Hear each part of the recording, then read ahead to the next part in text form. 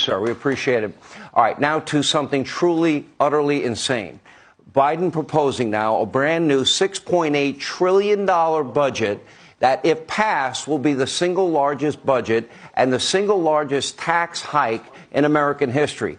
Get this. In the next 10 years, Biden wants to spend a whopping $80+ trillion on a variety of new social welfare programs, along with, of course, billions to the cult of climate change in order to pay for his outrageous spending spree.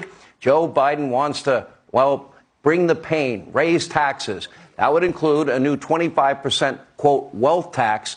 What's a wealth tax? People that made money, paid their taxes on that money, and then we're going to come back for another bite at the apple. And by the way, when those people die, they're going to take another 40% of that money. How many bites of the apple do they want?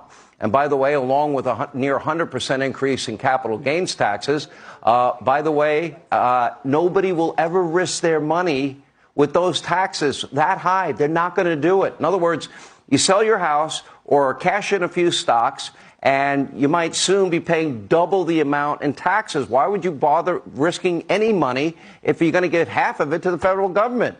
Well, it doesn't stop there. Joe Biden also wants to raise taxes on everyone, he says, only if you make over $400,000 a year. That's what he says.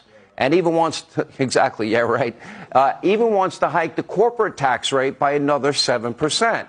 We're not done. Biden is also plotting a truly psychotic tax.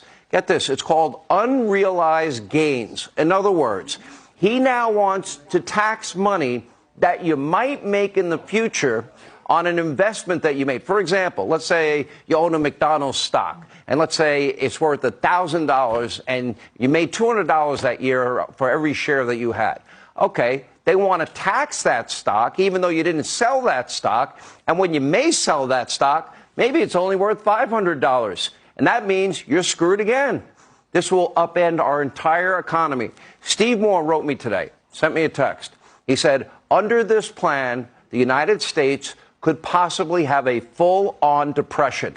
Joe also wants to raise new taxes on your retirement plans and 401ks, along with $31 billion in taxes on oil and gas and coal.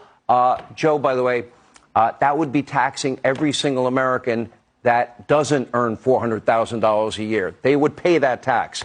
If this budget passes, this country would be financially doomed, even worse than where we are now.